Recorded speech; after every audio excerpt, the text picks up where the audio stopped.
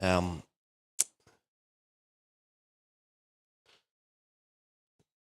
just not a quick announcement. I know I mentioned it last week. Just to throw it out again in case anybody's free on Tuesday morning. The way that the morning's going to go on Tuesday, if anybody's free and you're not sure, in case this entices you a bit, session 1 is going to be guaranteed places of encounter for discipleships. Session 2 is going to be revival theology, and then session 3 is leading through revival and preparing for the end. So that's what Tuesday morning is going to look like. If you're free and want to join a few of us, that would be great. So we're John 15 this morning. So if we're talking the red letters of Jesus. If you want to see the most condensed part of your Bibles that contain the red letters, it's John 14, 15, 16, and 17. We were in John 14 last week, and I think I just want to follow on with what Jesus was saying. It's been a busy week. Lots going on. Judith has been more busier than me, and so when she came home during the week on Wednesday night, had a busy day. House was noise, just been noise everywhere, and she said, "Neil, can you just can I just have like 30 minutes peace and quiet making the dinner?" And so I went and took the batteries out of the smoke alarm.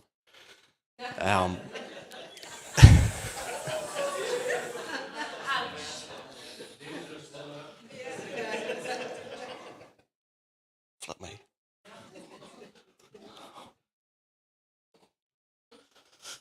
Well, I didn't expect that reaction. Sorry, but it's only a joke. John 15. So last week we were in John 14. We talked about Jesus, these words of comfort he was bringing to the disciples. Don't let your hearts become troubled. He was preparing them for what was about to happen. So John 13, like we were familiar with John 13, where we were just around Easter time, where Jesus had this most beautiful, intimate moment where Jesus washed the disciples' feet. And after that, so some of the gospel versions will tell us that after that moment, Jesus took them out to the Mount of Olives. Like Jesus knew what was imminent, and so in the closing moments before he was taken to the cross, he brings the disciples to the Mount of Olives. I think it's Luke's version that says it was his usual place. It's whenever Jesus wanted to go and commune with the Father, see what the Father was doing, hear what the Father was saying. That was his usual spot, with the Mount of Olives. And so this is where he brings the disciples to. This is what he communicates to them. As I think I've said this before, I every so often I find myself wanting to know, like, what were the last words of like the most influential people before they died. Because it always feels like, and it's not always, sometimes it's silly, but sometimes what people say at the end is really profound, is something that they really want to communicate. And so Jesus knew that his death was imminent. He knew the cross was near. And so this dialogue, this discourse that he brings to the disciples at the Mount of Olives, it just is so important. And I know that I've probably shared some of these verses before. It's my favourite place to go. If you want to just fully discover the heart of Jesus, his greatest desire, go to the place where he was almost wrapping everything up, I guess. And so I imagine that these words, John 14, 15, 16, and 17, continue to be really important for us, but I almost imagine that these words were still what the disciples were talking through. Even after Jesus had rose again, the disciples were still working through all that he had said. And I imagine often they went back to these verses, these words that Jesus spoke to them before he went to the cross. And so as I say, last week we're in John 14, and I imagine they went there whenever they needed reminded that he was bringing comfort He was bringing comfort to troubled hearts. And that the only way to get to the Father's house, where Jesus reminded them, there's plenty of room for everyone. The only way to the Father's house is through Jesus. Jesus is the only way to the Father's house. And so we quoted from Henry Nouwen. The language that he used was the house of love, where God resides. And he talked about the other house, the house of fear. And so we sort of tried to encourage ourselves that that's where we need to get to.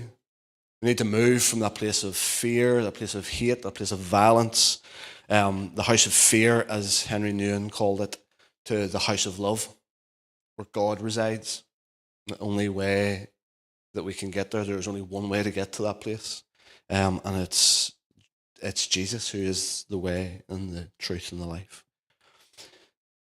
So let me read the first 12 verses of John 15. I am the true vine, and my Father is the gardener.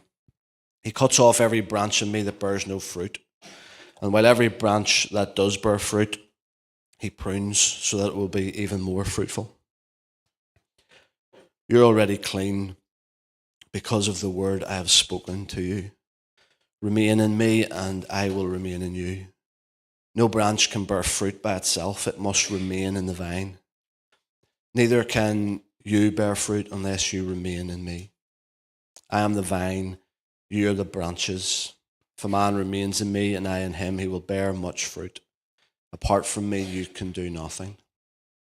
If anyone does not remain in me, he is like a branch that is thrown away and withers. Such branches are picked up, thrown into the fire and burnt. If you remain in me and my words remain in you, ask whatever you wish and it will be given to you. This is to my Father's glory, that you bear much fruit, showing yourselves to be my disciples. As the Father has loved me, so have I loved you. Now remain in my love. If you obey my commands, you will remain in my love, just as I have obeyed my Father's commands and remain in his love. I have told you this so that my joy may be in you and that your joy may be complete. My command is this: love each other as I have loved you. I am the vine, Jesus says. The Father is the gardener. I just want to touch on verse 2 for a moment. So I'd almost love to go around the room and see what your versions say. The 1984 version of the NIV, the one I just read, says cuts off. Some of your versions will say, every branch in me not bearing fruit, he takes it away. I suppose just reacted to that idea of cuts off. Maybe this is not the assumption that you make. I think it is something that I think is possible, that we think, we read that words, you make a mistake, you get it wrong, you misbehave, you make an error, you're cut off. If you're not doing what you're supposed to be doing, you're cut off. And so because that just did not feel, and as I've said this over and over again, but I think it bears repeating, forgive me if you're bored of me saying the same thing, but if it doesn't look like Jesus, if we're presented with a picture of God that doesn't look like Jesus, I am trying to get into the habit of going back and taking another look. And so if you're not bearing fruit, you're going to be cut off. There's something about that just does not feel like Jesus or does not look like Jesus. And so I'm not going back into this to try and make it suit what I want to say. The closer to the original says that every branch in me not bearing fruit, he takes it away. And I haven't done this in a while, but I went into sort of like, took a bit of a dive into this, take it away. And it's this word, airo, A-I-R-O.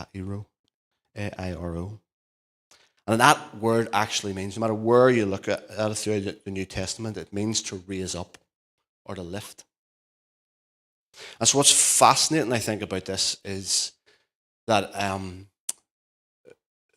there was a preacher or a scholar was doing a bit of work on John 15. And as part of his research, as part of his work, he wanted to engage with the vineyard worker. And so in speaking with the vineyard worker, that he found out that new branches naturally, their tendency is to fall to the ground. Their natural tendency is to trail down and to grow along the ground. And those branches that grow along the ground and trail along the ground, they pick up all the dust. When the weather gets bad, and it gets mucky, the branches get dirty, they get messy, and they get sick. And what I found interesting was that the role of the vineyard worker was to go around the vineyard to look for branches that had got sick, to look for branches that had got low, that had trailed along the ground. They weren't bearing any fruit because they'd got sick. They weren't bearing any fruit because their natural tendency was to droop and to go low. And so the vineyard worker went and lifted up all of the branches, raised them up, cleaned them, and tied them to a trellis, tied them to something that would then cause them to heal, would cause them to flourish, would cause them to grow. There's something about that picture that just, for me, looks more like Jesus. Looks more like Jesus whenever we read that's what the gardener does. He comes and he re-engages us to Jesus, lifts us, cleans us,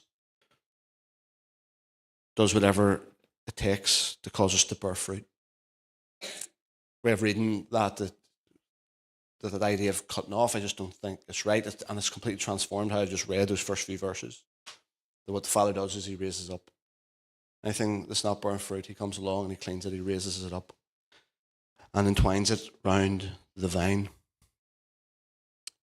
I just think that sounds more like God, that he lifts us up so that we can thrive. He lifts us up so that we can grow. And so that's not getting away from the fact that the next verse does tell us that he does prune. And that can be painful, that can be difficult. But I've just been trying to wrestle with this a wee bit this week. Because there's just times that I'm just so conscious of, my goodness, how much pruning that I need.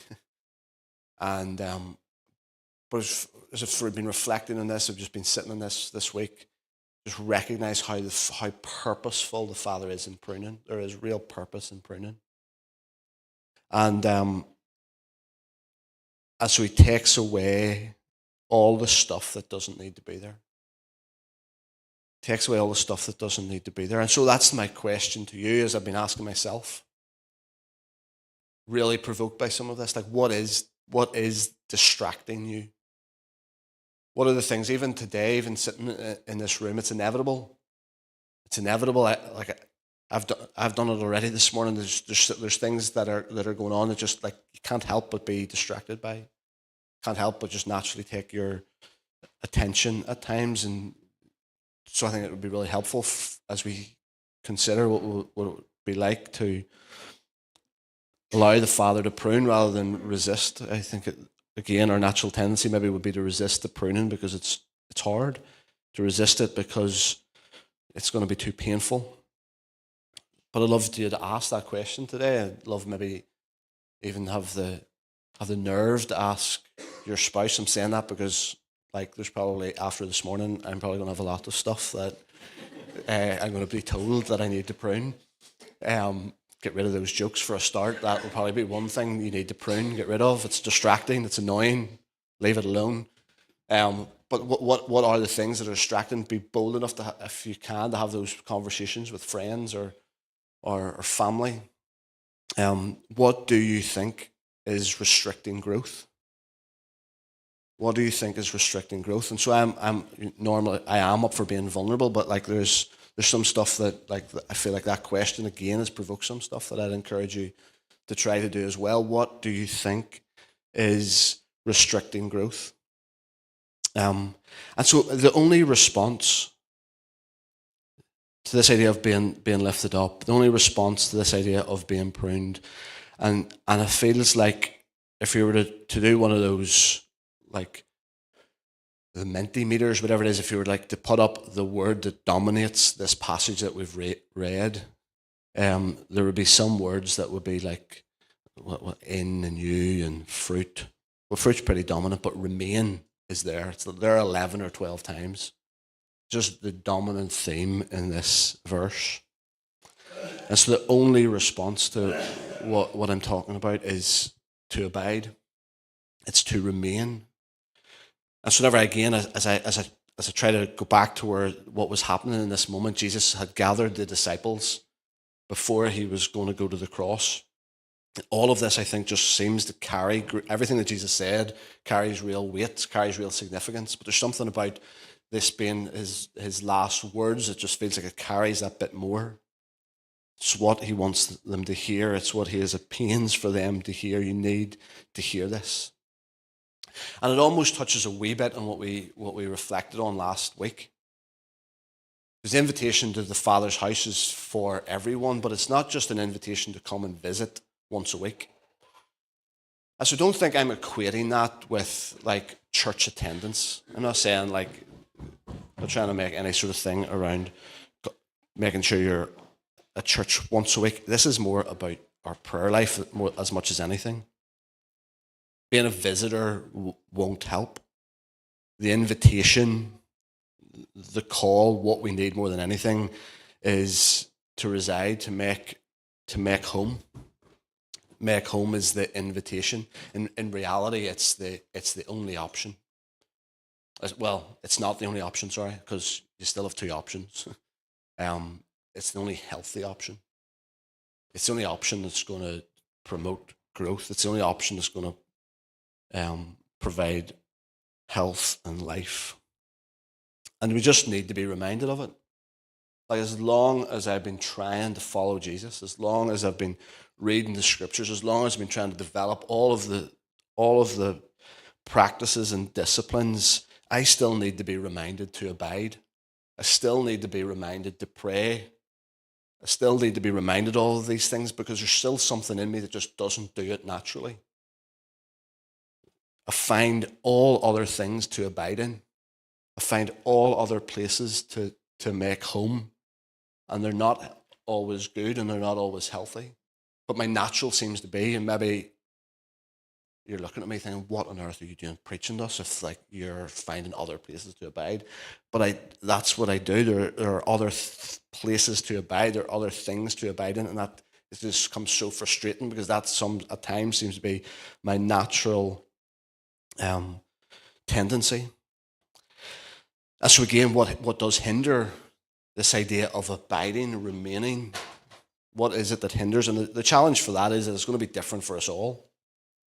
It'll be hard to succinctly wrap this into one or two things, because I think if we went all around the room and you were willing to be honest, and as you do that in your conversations later, you'll find that what hinders this idea of remaining or abiding in Him is going to be different for us all.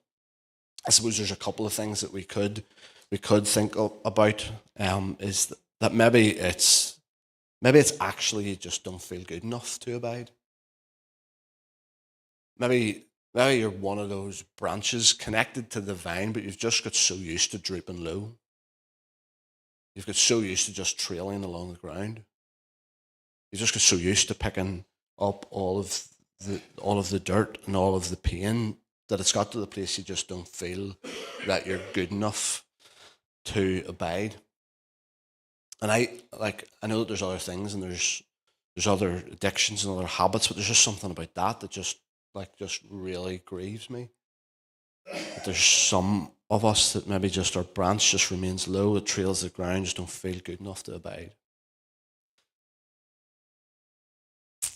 Or maybe it's even what we talked about a bit last week. Maybe you're the house of fear. You just get so used to living in the house of fear. That's where you abide there. Maybe it is bitterness. You're just so used to abiding in bitterness. It's where you just keep staying. It's where you just keep visiting. It's where you just keep returning to. Maybe it's unforgiveness. And as you if you're bold enough and you're willing to ask those questions about what is hindering, or asking what is distracting or what is restricting growth, I'd love that we were able to tackle this together. I'd love it that we were able to be bold enough and courageous enough to take this on, take it on together. The reality is that abiding in him, remaining in him, it requires a conscious effort, real intentional effort. In the way that he is purposeful in pruning, the reality is we need to be purposeful in abiding. And the most remarkable thing is that he's always present. He's always present, even in the place of our low self-worth, in the place of holding on to bitterness or anger, or place of holding like genuine, like valid fears. He's so present. He's always present. And the invitation to abide is as alive today as it was when Jesus was longing for the disciples to take hold of this. I just can't help but return to Brother Lawrence. He's one of those guys that we reflect on often when it comes to this idea of being present, this idea of being the conscious effort to abide. And Brother Lawrence said, "I do nothing else but abide in his holy presence. And I do this by simple attentiveness and a habitual loving turning of my eyes to him." There's something simple. There's something about his a little book, if you wanted to read it, Practicing the Presence. And there's nothing like groundbreaking in it. Like there's nothing, no huge strategy in it. It was just literally throughout his day, getting to that place as often as he could throughout his day, continually practicing, getting to that place where he just acknowledged that Jesus was present. And he turned his attention toward that. He became really attentive to that. And it did something incredible. And there's others that have done the same, just like try to measure their days by getting to that place of whatever it takes, acknowledging, recognizing that he is present. And just as I finish, and I recognize that there's loads to unpack in the words of Jesus, and there's loads that more that we could say, but I just want to make sure that I say this last thing, because as we see the things that dominate Jesus's closing words from John 14 through to 17, one of the things that dominates, and hopefully you'll never get bored of hearing this, is that you love one another. I don't think these are two separate ideas. That right, try do this remaining and abiding in him, and also do this loving one another. I think it's not two separate things. Jesus even said, even before they went to the supper, he says, "This is a new command I'm giving you." The new command, like base your life all around this, that you would love one another as I have loved you.